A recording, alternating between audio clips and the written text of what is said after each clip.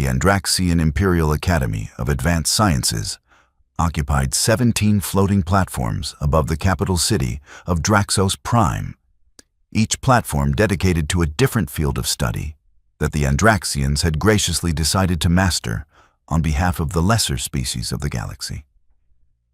Because, naturally, when your civilization has controlled 47 star systems for the past 6 centuries, you develop a certain, let's call it, confidence that your way of understanding the universe is the correct way. The only way, really. The Academy's reputation stretched across known space like a particularly aggressive marketing campaign. Andraxian scholars had written 93% of all peer-reviewed xenobiology texts, 78% of astrophysics theoretical frameworks, and 100% of the papers explaining why Andraxian methodologies were superior to everyone else's. They were very thorough about that last part. To attend the Academy as a non-Andraxian was considered either a tremendous honor or a catastrophic mistake, depending on whether you asked the scholarship recipients or the students who actually had to sit next to them. The Andraxians accepted exactly 50 off-world students per cycle, carefully selected from species they deemed sufficiently advanced to benefit from proper education. Species with adequate bone density, respectable calcium-based skeletal structures, and most importantly, the kind of planetary gravity that produced beings who could walk through the Academy's corridors without requiring mobility assistance. Deathworlders need not apply, the unofficial policy went. At least, that had been the policy until the Terran Confederation had made such a diplomatic fuss about equal educational opportunities that the Academy had reluctantly accepted one human student, just to shut everyone up. That human currently sat in the back row of Advanced Xenobiology 4-1, taking notes on a datapad while Professor Kilrax droned on about the evolutionary advantages of exoskeletal structures. Her name was irrelevant to most of her classmates, who referred to her as either the human or that thing from the gravity well. She'd heard both. She'd smiled at both. She'd done absolutely nothing about both, which somehow made it worse for the students who'd expected her to crack under the social pressure and request a transfer back to whatever primitive institution existed on Earth. 3 months into the semester, she'd maintained a perfect score on every examination, contributed meaningfully to every laboratory session, and hadn't once complained about the cafeteria's complete inability to accommodate her species' dietary requirements. She'd simply started bringing her own meals, which she ate quietly while reading ahead in the textbooks that Professor Kilrax assigned. The other students found this deeply unsettling. The exoskeletal advantages are clear, Professor Kilrax continued, his 4 arms gesturing at the hollow projection of a Vraxian warrior beetle. Structural integrity without the vulnerability of exposed flesh, natural armor plating that regenerates, and the capacity to survive in variable atmospheric conditions without technological assistance. This is the pinnacle of evolutionary design, the result of 70 million years of... A hand rose in the back row. Professor Kilrax's primary eyes narrowed. His secondary eyes, which had been scanning his notes, swiveled to focus on the source of this interruption. The human. Of course, it was the human. Yes? He asked, in a tone that suggested he was already regretting acknowledging her existence. With respect, Professor, that's factually incorrect, she said, her voice carrying the kind of polite cheerfulness that made everyone in the lecture hall tense up. The Vraxian exoskeleton doesn't regenerate. It molts. And during the molting period, which lasts anywhere from 3 to 7 solar days, depending on environmental factors, the Vraxian in question is actually more vulnerable than species with endoskeletal structures because the new exoskeleton requires approximately 48 hours to fully harden. During that window, a Vraxian has roughly the structural integrity of, well, pudding. The lecture hall went silent. Not the comfortable silence of students absorbing information, but the horrified silence of witnesses to a social catastrophe.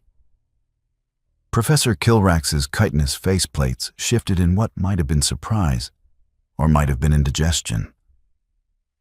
That is an oversimplification of a complex biological process. It's actually a direct quote from your own textbook, Chapter 14, page 307. The human replied, still smiling. I can show you if you'd like. I have it bookmarked. Several students made sounds that might have been gasps or might have been their species' equivalent of nervous laughter. One student, a Zephyrian with excellent hearing, whispered to his neighbor that he could literally hear the human's heartbeat, and it hadn't increased at all. She was calm, completely, terrifyingly calm. From the third row, a voice cut through the tension like a plasma blade through tissue paper.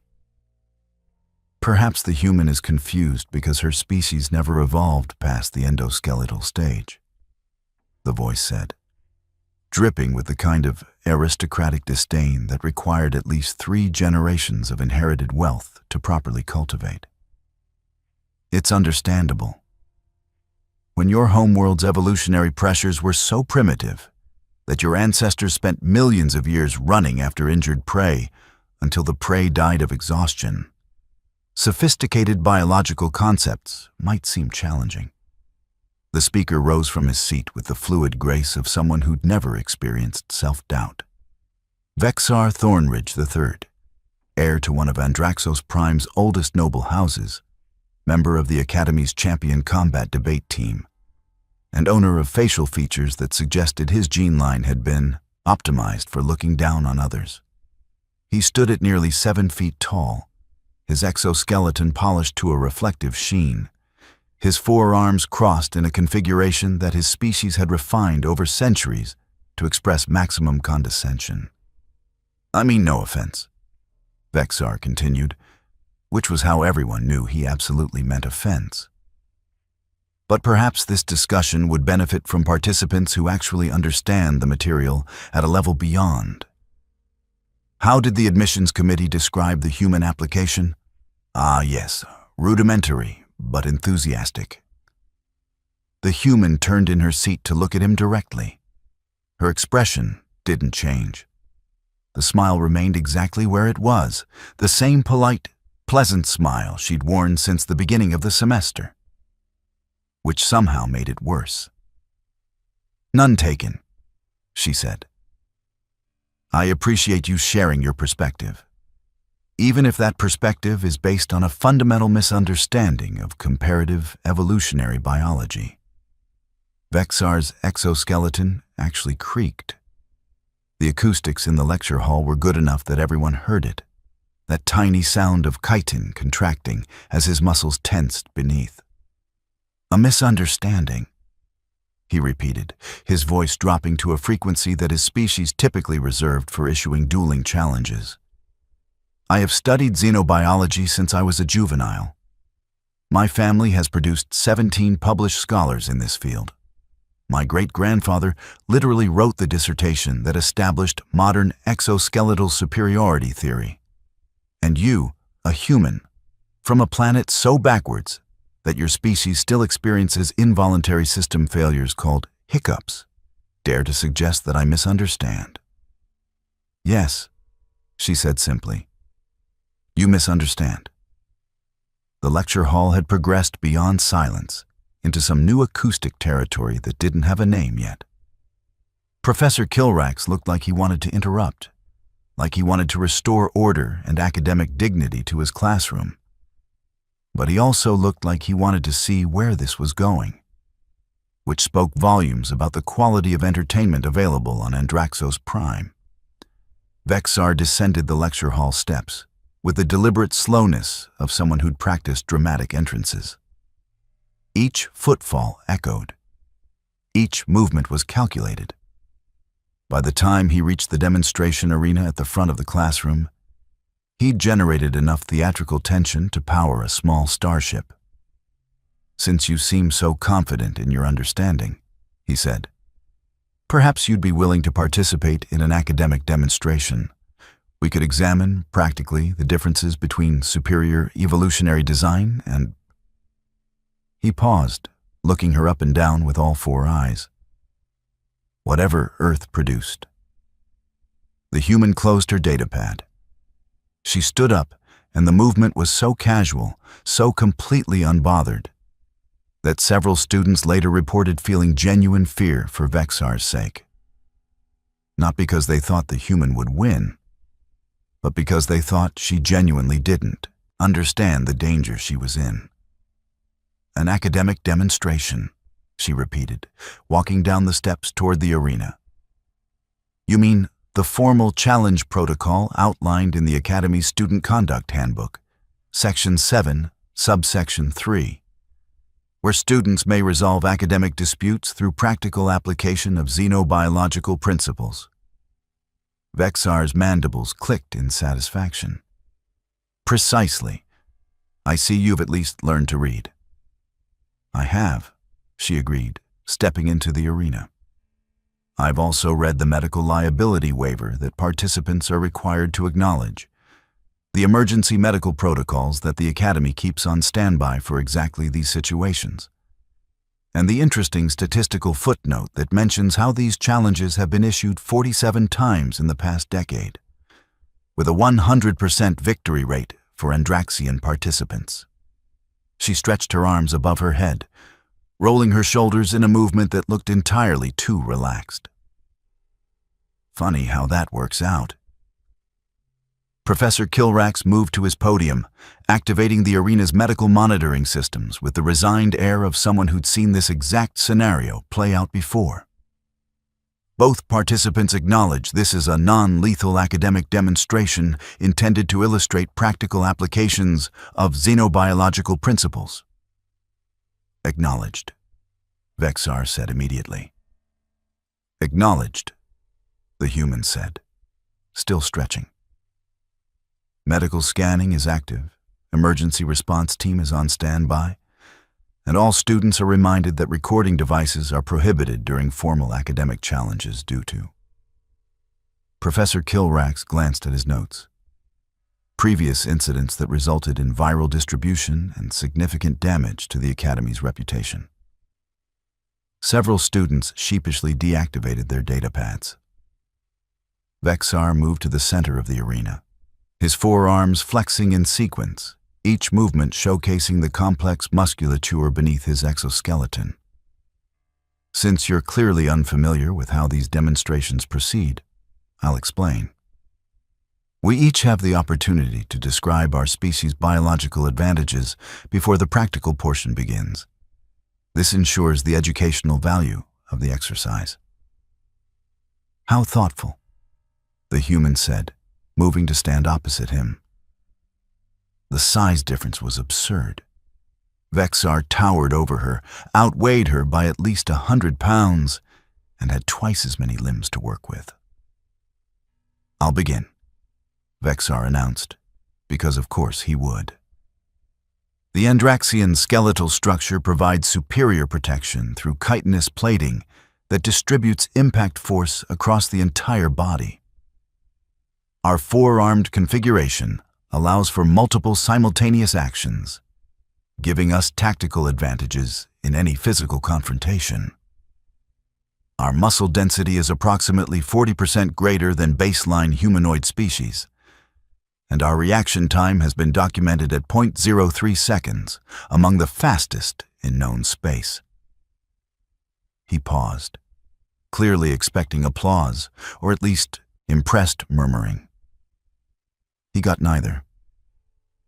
"Additionally," he continued, slightly deflated, "our evolutionary history as pursuit predators on a high-gravity world has optimized our species for sustained physical confrontation. We possess redundant organ systems, enhanced healing factors, and pain tolerance that allows us to function through injuries that would incapacitate lesser species. We are, in every measurable way, designed for survival." The human nodded along like he was describing the weather. That's very impressive. Your turn done? Vexar's mandibles twitched. Your turn. Right, she said, rolling her neck in a way that produced several concerning popping sounds. Humans come from a death world, which I'm sure you know, because it's mentioned in literally every conversation anyone has about my species. Earth has inconsistent gravity fields depending on latitude, extreme temperature variations, unpredictable weather patterns, and an atmosphere that's technically toxic to about 40% of known species. She started walking in a small circle, and Vexar's eyes tracked her movement with the focus of a predator, or what he thought was a predator. Our evolutionary path was weird, she continued conversationally. We didn't develop natural armor because we kept changing environments too fast for any single defensive adaptation to be worth the energy cost. We didn't develop venom because we figured out tools instead. We didn't develop enhanced healing because we developed complex social structures where injured members could be protected while they recovered. So, you're admitting your species is inferior? Vexar interrupted. I'm admitting my species is weird, she corrected. We're pursuit predators like you, except we took it to a really uncomfortable extreme. We can run for hours, literally hours. Our ancestors would just jog after prey animals until the prey died of exhaustion, which is possibly the most horrifying hunting strategy that evolution ever produced. And yet, it worked. We're not fast. We're not strong. We're just relentlessly, impossibly persistent. She stopped moving, standing perfectly still now. We also developed really good pattern recognition because we needed to track prey across enormous distances, which means we're excellent at reading body language and predicting movement. And because we're social creatures who spent millennia trying to figure out if that rustling in the grass was a predator or just wind, we developed anxiety as a survival trait. Anxiety, Vexar repeated flatly. You're listing mental illness as an evolutionary advantage? I'm listing constant threat assessment as an evolutionary advantage, she said.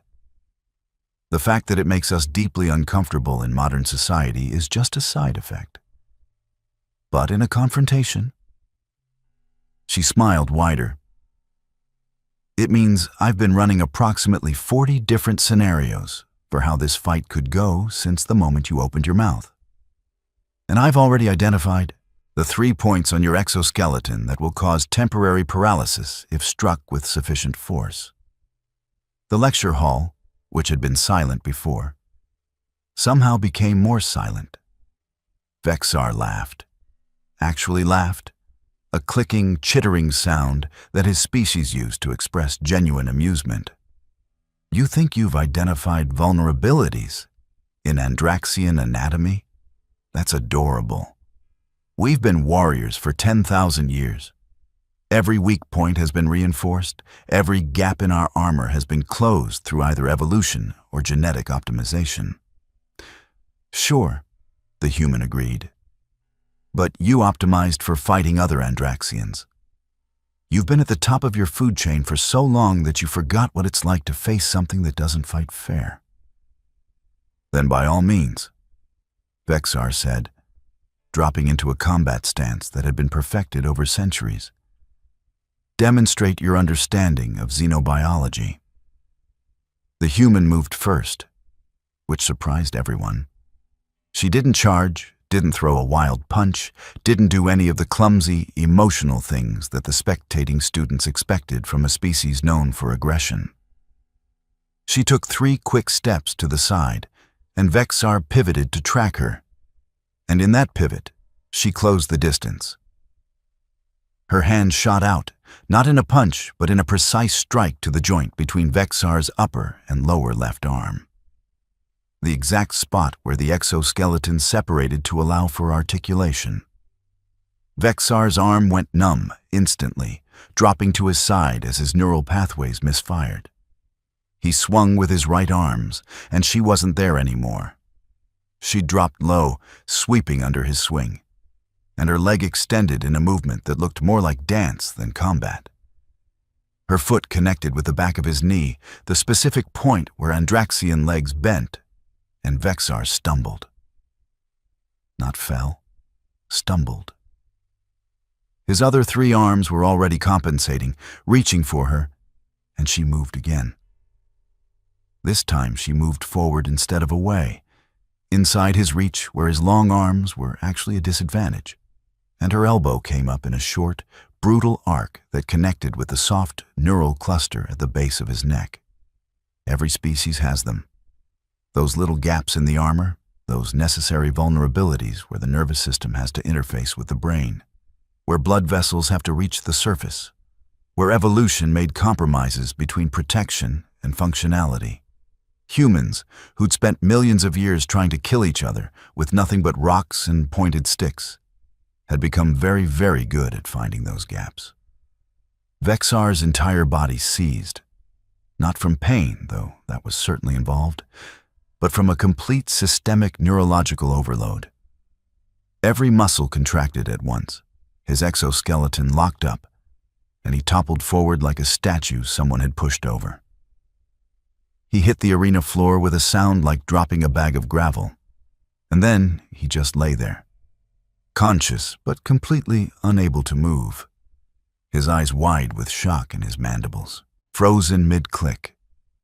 The human stepped back, breathing slightly harder than before, but not winded, not even close to winded. "The neural cluster at the base of the Andraxian neck," she said, her voice carrying clearly in the silent lecture hall, "is protected by overlapping chitin plates that provide excellent defense against direct strikes from the front or sides.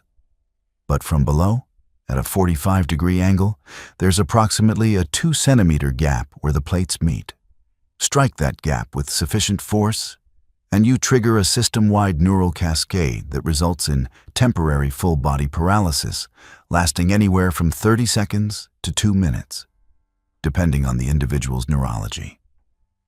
She looked at Professor Kilrax. "That's in chapter 23 of your textbook. Page 512. There's a diagram and everything." The medical team rushed into the arena with scanners already active, checking Vexar's vital signs while he lay there, paralyzed and humiliated in equal measure.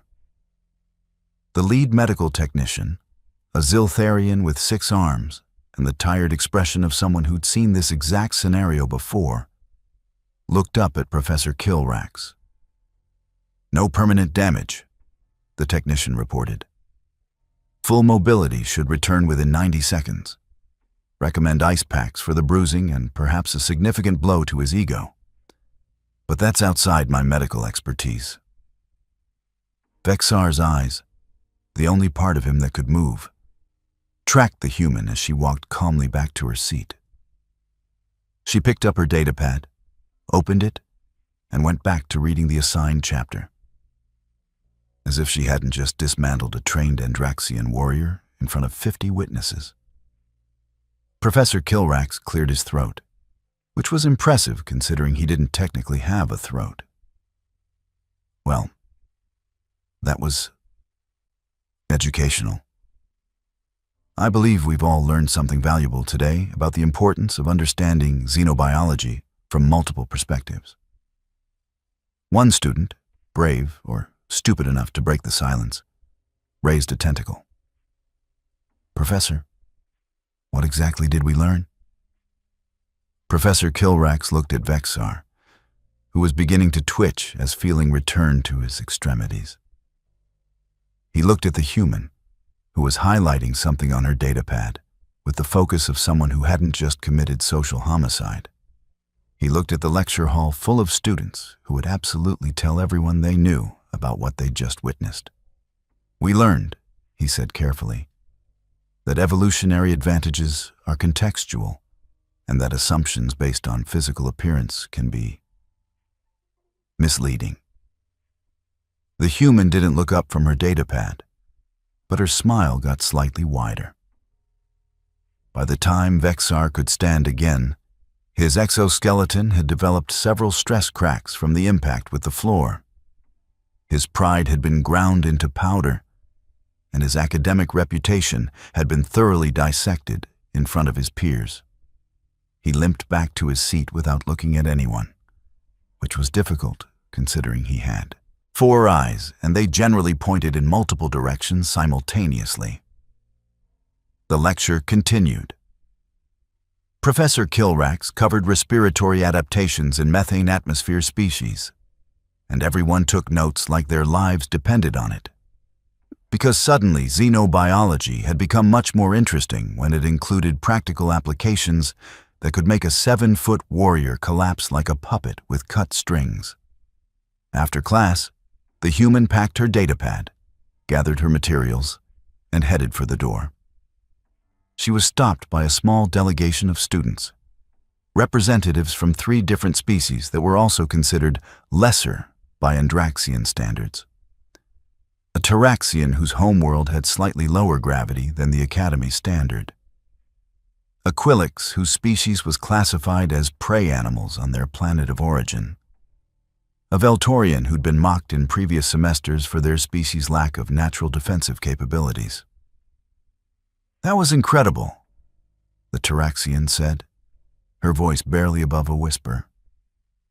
"How did you know where to strike?" The human shrugged. "I read the textbooks. All the information is right there.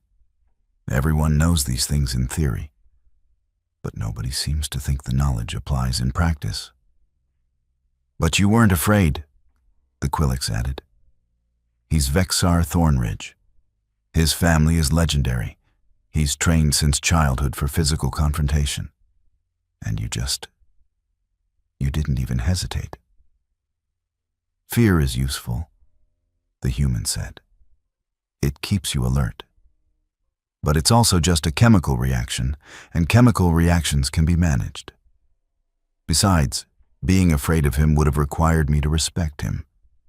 And frankly, anyone who bases their self-worth on their species' evolutionary path isn't worth respecting." The Veltorian, who'd been silent until now, spoke in a trembling voice. "Do you think... could other species learn to do what you did?" The human considered this.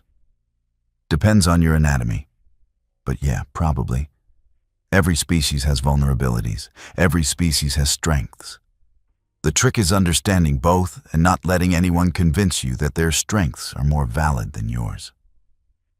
She glanced back at the lecture hall, where Vexar was being helped to his feet by concerned classmates who were definitely not taking holophotos of his stress cracks. The Andraxians aren't wrong that their evolution produced effective warriors. But they forgot that evolution doesn't stop. It doesn't have a finish line.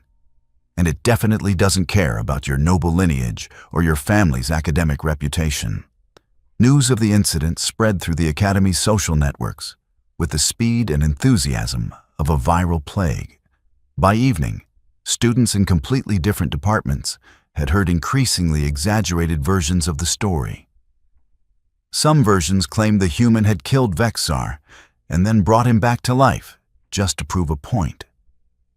Others suggested she'd moved so fast that she'd broken the sound barrier in the lecture hall. One particularly creative version involved the human revealing she'd been wearing gravity weights the entire semester and had only just taken them off. The actual truth, captured in the medical team's official report, was somehow more devastating than the rumors. Human student utilized standard anatomical knowledge to neutralize Andraxian opponent through precise application of force to documented neural vulnerability. Technique was textbook perfect, literally. She cited the page number. The administration called an emergency meeting. The Terran Confederation's liaison officer received 14 urgent messages asking if this was normal human behavior. The answer, hilariously, was, "Sometimes depends on the human." Vexar himself spent the evening in his dormitory, staring at the ceiling and processing several uncomfortable revelations about himself, his species, and the fundamental nature of academic superiority. His family's emergency holocom remained unanswered. He wasn't ready to explain to his 17 published scholars' family tree that he'd been defeated by a human who'd simply done the assigned reading. The human, meanwhile, went to the cafeteria, ate her pre-packed meal in peaceful silence, and then went to the library to study for next week's examination on comparative respiratory systems. She found a quiet corner, activated her datapad, and lost herself in diagrams of gas exchange membranes. She was interrupted once by a nervous Zephyrian student who wanted to ask if she'd really meant what she said about every species having strengths and weaknesses. She'd looked up from her studying, considered the question with genuine thought, and answered honestly. "Evolution is a response to environmental pressure," she'd said. "Your species evolved exceptional auditory processing and threat detection because you needed it to survive. That's not weakness. That's specialization. The problem isn't what you evolved. The problem is letting other people define what counts as strong." The Zephyrian had left looking thoughtful, and the human had returned to her studying. 3 weeks later, Professor Kilrax's advanced xenobiology course had a waiting list for the first time in Academy history. Students from across the Academy wanted to enroll, wanted to see if the rumors were true, wanted to witness what happened when someone actually took the material seriously instead of treating it as theoretical knowledge. The human maintained her perfect scores. She answered questions when called upon. She never mentioned the incident with Vexar, never brought it up, never used it as social currency or leverage. Vexar, for his part, returned to class after a week of medical leave for stress-related carapace damage. He sat in a different seat, asked fewer questions, and developed what observers would later describe as a concerning habit of actually reading the assigned materials before class. The two of them never spoke directly again. They existed in the same academic space, breathing the same recycled atmosphere, studying the same xenobiological principles, and pretending that nothing had fundamentally shifted. But it had. The Academy's unofficial hierarchy, the one based on species prestige and evolutionary optimization and who had the most impressive exoskeleton, had developed a crack. A small one, a crack exactly 2 centimeters wide, at a 45-degree angle, right where nobody had thought to look. Other non-Andraxian students started asking more questions in class, started challenging assumptions, started treating the textbooks as practical manuals instead of theoretical exercises. The Andraxian students, confronted with peers who suddenly refused to accept their species' superiority as given fact, had to actually defend their positions with evidence, which, ironically, made everyone's education significantly better.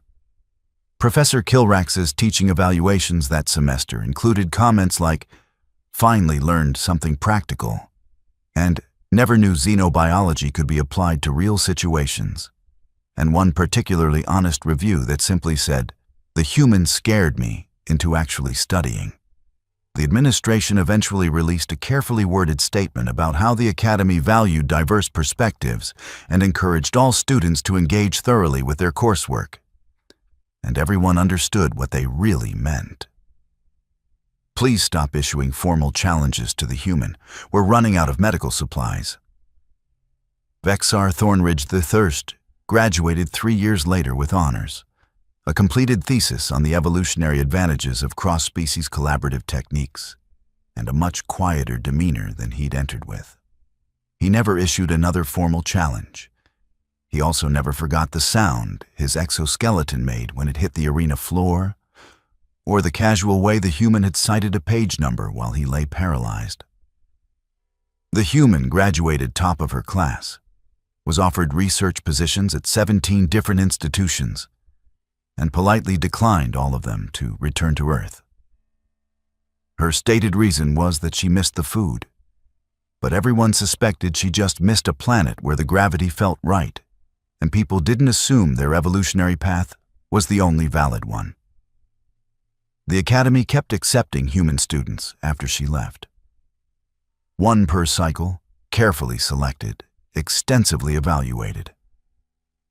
The application requirements now included a note.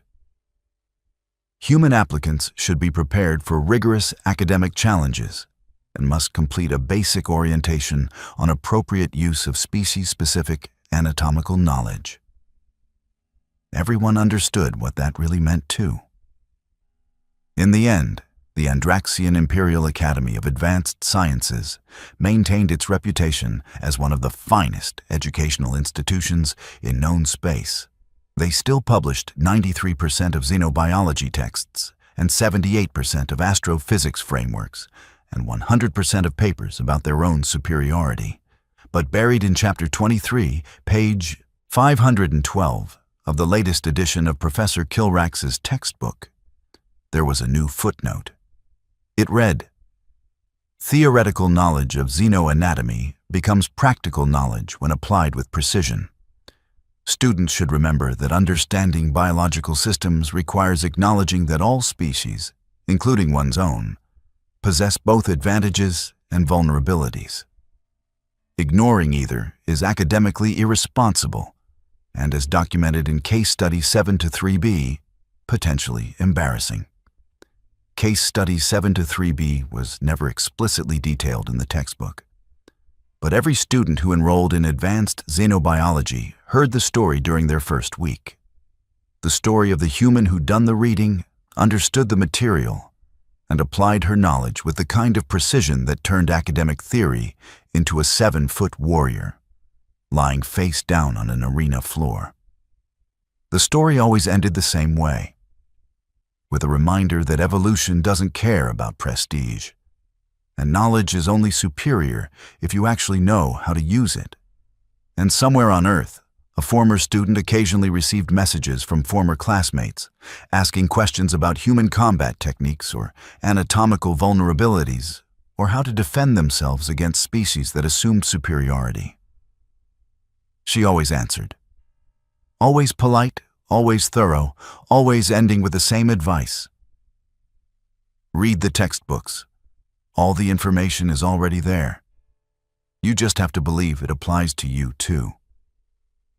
Because in the end, that was the real lesson. Not that humans were superior, or that Andraxians were inferior, or that any species' evolutionary path was more valid than another's. The lesson was that knowledge becomes power when you have the courage to treat it as practical instead of theoretical. When you stop letting other people define your limitations, and when you remember that even the most impressive exoskeleton has gaps.